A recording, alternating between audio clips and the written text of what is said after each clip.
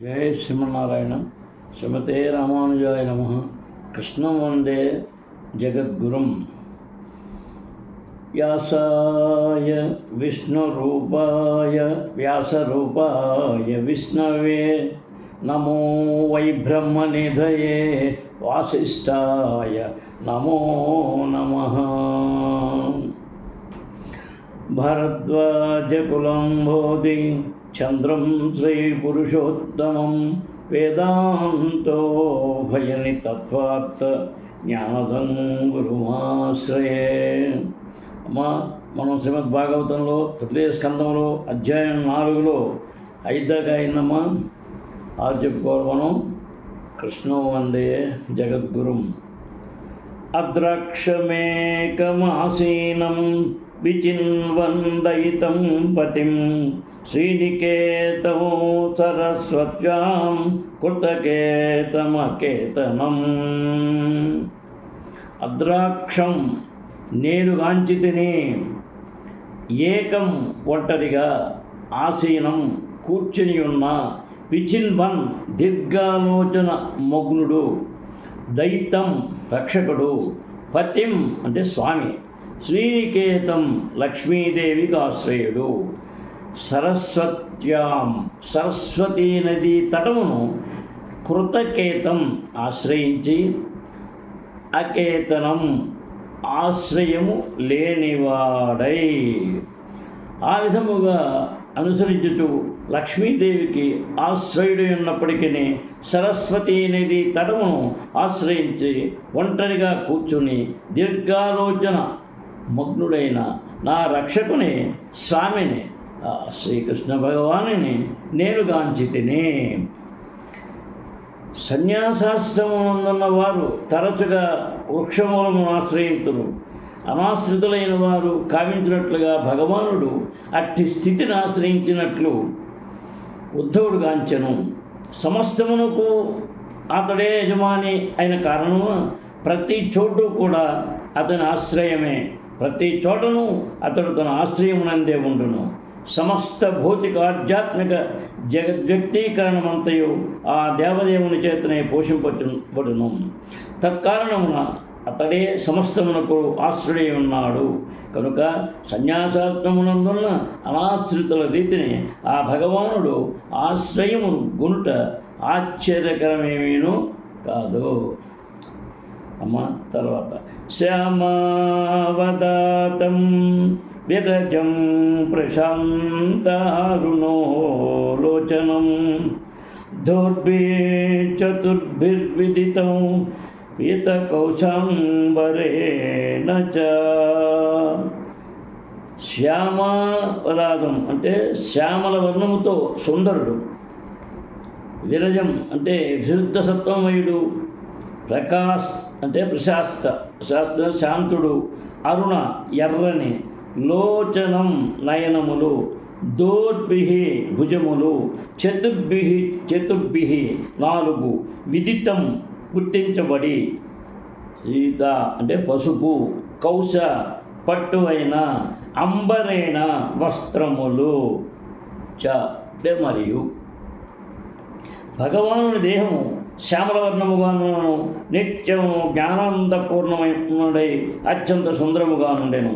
అతని నయనములు ప్రశాంతముగా నుండి ఉదయించు సూర్యుని వలె ఎర్రనై ఉండెను. అతని చతుర్భుజములు వివిధ లాంఛనములు పీత వసనములను బట్టి శీఘ్రమే అతడు దేవదేవుడిని నేను గుర్తించగలిగితేనే. వనురాభతిసృత్య దక్షిణాంగ్రిసరోరుహం అపాశ్రితాద్భకా శ్రద్ధమపురుషం చక్తపిప్పలం. స్వామి అంటే ఎడమ, ఊరౌ తొడపై, అది సృత్య అంటే నిలిపి, దక్షిణ అంగ్రిసరోరుహం కుడిపాద పద్మము, అపాశ్రిత అనుకొని, అద్భక చిన్న, అశ్వత్థ వృక్షము, అకృశం ఆనందమయుడు, త్యక్త విడిచియు, పిప్పలం గృహాసౌఖ్యములు. భగవానుడు ఒక చిన్న అశ్వత్థ వృక్షమును అనుకొని కుడిపాద పద్మమును ఎడమ తొడపై ఇడ్డుకొని ఆసీనుడై ఉండెను. పురసౌఖ్యములన్నింటినీ విడిచి అప్పటికి అతడు అట్టి స్థితి అందు మిగుల ఆనందమయముగానే గోచరించెను. శ్రీకృష్ణుని ఆసన భంగిమ అంటే చిన్న అశ్వత్థ వృక్షము అనుకొని ఉన్నటువంటిది కూడా భాగవద్గీతముగా ఉన్నది. తొందరగా మరణించని కారణముననే ఆ వృక్షము అశ్వత్థ వృక్షమును పిలువబడినది. అది అనేక సంవత్సరములు జీవించును. భగవానుని పాదములు మరియు వాని శక్తులు పంచమహాభూతములు, భూమి, జలము, అగ్ని, వాయువు, ఆకాశము, అశ్వత్థ వృక్షముచే ప్రాతినిధ్యము వహించబడిన భౌతిక శక్తులు అతని బాహ్య శక్తి యొక్క ఫలములై ఉన్నవి. కనుకనే అవి ఆ దేవదేవుని వెనుక భాగమును నిలిచినవి. ఈ ప్రత్యేక విశ్వము అన్నింటికన్నాను అతి చిన్నదైన కారణము అశ్వత్థ వృక్షం సైతము అర్పక అంటే చిన్నది అని తెలుపబడినది. ఈ ప్రత్యేకముకు చిన్న విశ్వమునందు ఆ దేవదేవుడు తన లీలలను ఇప్పుడు ముగించినాడని చక్షా పిప్పలం అను పదము సూచించుతున్నది. కానీ భగవానుడు పూర్ణుడును నిత్యానందమయుడును అయినందున ఏదేని విషయమును అతన్ని వదిలివేట మరియు గ్రహించడం ఎట్టి భేదము లేదు.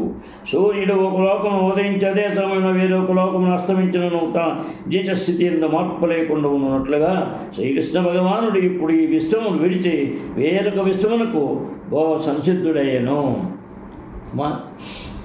తర్వాత తస్మిన్ మహాభగవతో ద్వైపాయన సుహృత్సఖా లోకాననుచరం సిద్ధ ఆససాదయతృచ్ఛయ. తస్మిన్ అప్పుడు మహాభాగవత శ్రీకృష్ణుని పరమభక్తుడు ద్వైపాయన కృష్ణద్వైపాయన వ్యాసుని యొక్క సుహృత్ శ్రేయోభిలాషి సఖా స్నేహితుడు లోకాన్ ముల్లోకములు అనుచరన్ పర్యటించుచు సిద్ధే ఆశ్రమునకు ఆసపాద అరుదించను యదృచ్ఛయ తన ఇచ్ఛానుసారము. మహాభాగవతుడును మరియు మహర్షియకు కృష్ణద్వైపాయన వ్యాసుని శ్రేయోభిలాషి స్నేహితుడునగు మైత్రేయుడు ప్రపంచములోని పలు భాగములందు పర్యటించుచు ఆ సమయమున అచ్చటకు తన ఇచ్ఛానుసారముగా అరుదించెను. వ్యాసదేవుని తండ్రియకు పరాశర మహర్షి శిష్యులతో మైత్రేయుడు అంటే ఒకడందులో. ఆ విధముగా వ్యాసదేవుడు మైత్రేయుడు ఇరువురు స్నేహితులను మరియు పరస్పర శ్రేయోభిలాషులు అయి ఉన్నారు. ఏదియోనొక భాగ్యవశమున మైత్రేయుడు శ్రీకృష్ణుడు విశ్రాంతి కొనుతున్న ప్రదేశమును కర్దించను. భగవానుని కలుగలుగుటకు సాధారణ సంఘటన కాదు. మైత్రేయుడు గొప్ప ఋషి, తాత్వికుడుగాను పండితుడైనప్పటికీ విశుద్ధ భక్తుడు మాత్రము కాడు. కనుక ఆ సమయమున అతడు శ్రీకృష్ణుని కలుపుగలుగుటకు అతని అజ్ఞాత సుకృతి కారణము. విశుద్ధ భక్తులు ఎల్లవేళలా విశుద్ధ భక్తియుత కర్మలయందే నెలకొని ఎందురు. కనుక వారు భగవానుని కలువగలుగుట సహజమైనదే. కానీ ఆ స్థాయికి చేరని వారు భగవానుని కలువగలిగినచో అది కేవలము భాగ్యవశమున కలుగు ఆకస్మిక భక్తి వలననే ఓసగూడినట్టిది. తస్యానురక్తస్య మునిర్ముకుందః ప్రమోదభావానతకందరస్య అశృణ్వతో మామనురాగః సమీక్షయా విశ్వమయం వాచ. తస్య అతని అంటే మైత్రేయుని యొక్క అనురక్తస్య ఆసక్తుడైనప్పటికీ మునే అంటే ముని యొక్క ముకుంద ముక్తి నొసగు శ్రీకృష్ణ భగవానుడు ప్రమోదభావమున ఆనత అంటే వంచి కందరస్య మెడను అశృణ్వత ఆ విధముగా వినునప్పుడు మాం నాయడ అనురాగహాస అనురాగపూర్ణ దరహాసము సమీక్షయ ప్రత్యేకముగా అంటే నన్ను వీక్షించుచు విశ్రమయన్ అంటే పూర్ణ విశ్రాంతి నొసగుచు ఉవాచ పలికెను. మైత్రేయముని శ్రీకృష్ణ భగవానుడ అమితాసక్తులై ఉండెను. తన మెడను వంచి ప్రమోదభావన అతడు శ్రవణము చేస్తుండెను. అంతటా నాకు పూర్ణ విశ్రాంతి నొసగుచు తరాతముతోనూ మరియు నాపై ప్రత్యేక వీక్షణను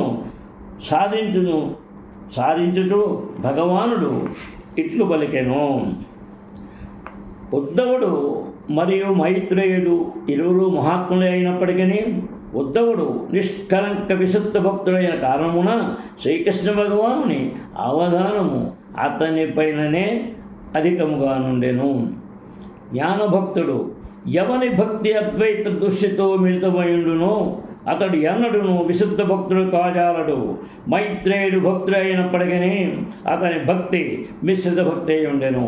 భగవానుడు తన భక్తులతో దివ్యముకు ప్రేమను అనుసరించే భావ వినియమము జరుగును. కానీ తాత్విక జ్ఞానము లేదా కామ్య కర్మలపై ఆధారపడి కాదు. శ్రీకృష్ణ భగవానుని దివ్యముకు ప్రేమయుత సేవ ఎందు అద్వైత జ్ఞానమునకు లేదా కామ్య కర్మలకు తాగులేదు. బృందావనందరి గోపికలు గొప్ప విద్వాంసులు కానీ యోగులు కానీ కారు. కానీ శ్రీకృష్ణుల వారు సహజానురాగము కలిగి ఉండరు. ఆ విధముగా ఆ దేవదేవుడు వారికి ప్రాణసముడయ్యను. గోపికలకు సైతము భగవానుడికి ప్రాణసములైది. శ్రీకృష్ణునితో గోపికల సంబంధము పరమోత్కృష్టమైనది. నిర్ధారణ అంటే ఇచ్చట ఉద్ధవుని భగవానుని వైఖరి మైత్రేయుని కన్నను అధిక సన్నిహితముగా నున్నది. భగవాన్ ఉవాచట వేదాహమంతర్మనసిప్సితం తే దదామి యథద్దురవాసమన్యః రుద్రే పురా విశ్వసృజాం వసూనాం మత్సిద్ధికామేన వసో త్వయిష్టః. శ్రీ భగవాన్ ఉవాచ దేవదేవుడు పలికెను. వేద ఎరుగుదును, అహం నేను, అస్తః లో నుండి, మనసి అంటే మనస్సు, ఈప్సితం నీవు కోరినది, తే నీ యొక్క, దదామి నేను వసగుదును, యత్ ఏదైతే, తత్ అది, దురవాపం సాధింపకడు అసాధ్యము, అన్యః ఇతరులచే, త్రే యజ్ఞమునందు, పూరా అంటే పూర్వము, విశ్వసృజాం ఈ సృష్టిని విస్తరించిన వారలు, వసూనాం వసువుల యొక్క, మత్ సిద్ధికామైన నా సాంగత్యమును పొందు కోరికతో, వసో ఓ వసు, త్వయా నీచే ఇష్ట జీవితపు పరమ గమ్యము. ఓ వసు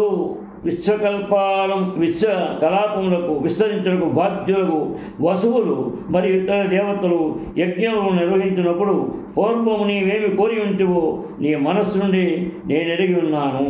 మా సాంగత్యమును పొందుటనే నీవు విశేషముగా కోరి ఉంటివి. ఇతరులకు అది పరమ దుర్లభమైనను నీకు దానిని వసగుదును.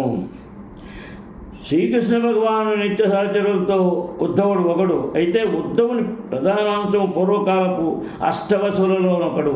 విశ్వకలాపముల నిర్వహణకు వాచ్యులైన ఊర్ధ్వలోకమునందరి ఆ అష్టవసువులు దేవతలు తమ తమ జీవితపు చర్మగమ్యములను పూర్ణము చేయకూర్చు పూర్వం ఒకసారి యజ్ఞమును అనుసరించిరి. ఉద్ధవుని ప్రధాన విస్తారము ఆ సమయమున ఒకానొక వస్తువుగా వర్తించుచు భగవత్ సహచరులగుటను కోరి ఉండెను. ప్రతి జీవి హృదయమును పరమాత్మగా పరమ చైతన్యము నిలిచి ఉన్న కాలమున భగవానుడు ఆ విషయము నెరిగి ఉండెను. ఎల్లరి హృదయములందును పరమ చైతన్యం యొక్క ప్రాతినిధ్యం ఒకటి కలదు. ఆ ప్రాతినిధ్యమే ప్రతి జీవుని పాక్షిక చేతనమునకు జ్ఞాపక శక్తిని వసుకును. పాక్షిక చేతనముగా జీవుడు తన పూర్వజన్మములోని సంఘటనలను అన్నింటినీ మర్చిపోవను. కానీ గత జన్మమందర జ్ఞానాభ్యాసమును అనుసరించి ఏ విధముగా వర్తించవలను పరమ చైతన్యమే అతని గుర్తు చేయను.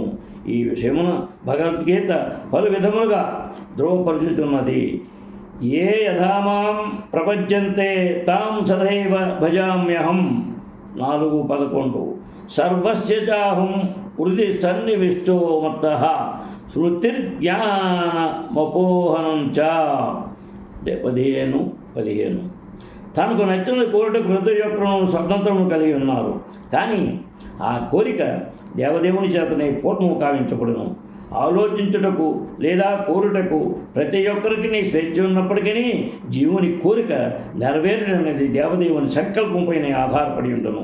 అదే నియమము మనుజుడు ప్రతిపాదించును, భగవాను తీర్చివేయను అని తెలుపబడినది. పూర్వకాలమున దేవతలు వసువులు యజ్ఞం అనుసరించినప్పుడు ఉద్ధవుడు ఒకానొక వసునుగా భగవత్ సాంగత్యమున చేరను అభిషించను. అట్టి తాత్విక కల్పన ఎందు లేదా కామ్య కర్మల ఎందు తలమునగలైనను వారికి మిగుల దుర్లభమైనట్టిది. శ్రీకృష్ణ భగవానుడికి సహజ గూర్చిన విషయముల సమాచారం వంటి వారికి ఏమాత్రము తెలియదు. భగవాను సాహచర్యమే జీవిత పూర్ణత్వమని భగవత్ కరుణ చేత కేవలము విశుద్ధ భక్తులే ఎరుగగలరు. అతని కోరికను తీర్చగలనని భగవానుడు ఉత్తమునకు ఆశ్వాస మోసగేను. తన సూచన ద్వారా భగవానుడు ఉత్తమునకు ఈ విషయము తెలిపినప్పుడు భగవత్ సాహచర్యమునందు ప్రవేశించుడయందలి ఘనతను మైత్రేయముని అంత్యమున తెలుసుకున్నట్లుగా ఇక్కడ గోచరించుతున్నది. తర్వాత సయేజ సాధోచరమో భవాన మాసాదితస్తే మదనుగ్రహోయత్ యన్మామృలోకాన్ రహ ఉచ్ఛజంతం దిశ్యాదృశ్యాం విశదానువృత్య. స అంటే ఆ ఏష వారిలో సాధో ఓ సాధు చరమము భవానాం నీ అవతారములలో వసువుగా అసాదిత ఇప్పుడు లభించినది తే నీకు మత్ నా యొక్క అనుగ్రహము యత్ యథాతథము యత్ కారణమున మాం నన్ను భూలోకాన్ బద్ధజీవుల లోకము రహ ఏకాంతమున ఉత్సృజ్యంతం నీ అంటే వీడునప్పుడు దిశ్య అంటే గాంచుచు దుద్దుస్వాన్ నివేదిగాంచితివో విశద అనువృత్య అకుంఠిత భక్తి ద్వారా. ఓ సాధు, ప్రస్తుత జన్మము నీకు నా చరమానుగ్రహము వసగబడినందున ఈ జన్మము చివరిదేను మరియు పరమోత్కృష్టము అయి ఉన్నది. ఈ బద్ధజీవుల విశ్వమును విడిచి నీవిక నీ దివ్య ధామముకు వైకుంఠమున కేకవచ్చును. విశుద్ధమును అకుంఠితమును అగు భక్తియుత సేవ కారణమున ఈ ఏకాంత ప్రదేశమున నీవు నన్ను దర్శించుట నీకు గొప్ప వరదానమై ఉన్నది. పూర్ణ జీవుడు ముక్తస్థితి ఉన్నట్టి వాడు ఎరిగిండునంతటి భగవద్జ్ఞానమును మనుషుడు పూర్తిగా తెలుసుకున్నప్పుడు వైకుంఠలోకమును విలసితమై ఉన్న ఆధ్యాత్మికాకాశమునందు ప్రవేశించుటకు అనుమతింపబడును. ఈ విశ్వవాసుల దృష్టి నుండి అంతర్ధానము కాబోచు శ్రీకృష్ణ భగవానుడు ఏకాంత స్థానమును కూర్చొని ఉండేను. ఆ సమయమునందు భగవాను చూడగలిగినంత భాగ్యము ఉద్ధవుడు పొందేను. ఆ విధముగా అతడు వైకుంఠలోకమునకు చేర భగవదనుమతిని బడసెను. భగవానుడు సర్వకాలమునందు సర్వత్రా నిలిచిండును. అతని ఆయుర్భావాంతర్ధానములు కేవలము ఒకనొక విశ్వవాసుల అనుభవం మాత్రమే. అతడు సూర్యుని వంటివాడు. సూర్యుడు ఆకాశమునందు అవిభూతుడు లేదా అంతరహితుడు కాబోడు. వషకాలమున సూర్యుడు ఉదయించుట, సంధ్యాకాలమున అతను అస్తమించుట అనేవి కేవలము జనుల అనుభవమునందు మాత్రమే కలదు. అనగా దేవదేవుని ఏకకాలమున వైకుంఠమునందును మరియు వైకుంఠపు అంతర్బాహ్యమునందు సర్వత్రాను విలసితుడై ఉండును. జై శ్రీమన్నారాయణ. శ్రీమతే రామానుజాయ నమః. కృష్ణం వందే జగద్గురుం. శ్రీకాంతాయ కళ్యాణనిధే నిదర్దినాం శ్రీవేంకటనివాసాయ శ్రీనివాసాయ మంగళం. జయ శ్రీకృష్ణ. కృష్ణం వందే జగద్గురుం. సర్వే జనా సుఖినో భవంతు. జయ శ్రీకృష్ణ.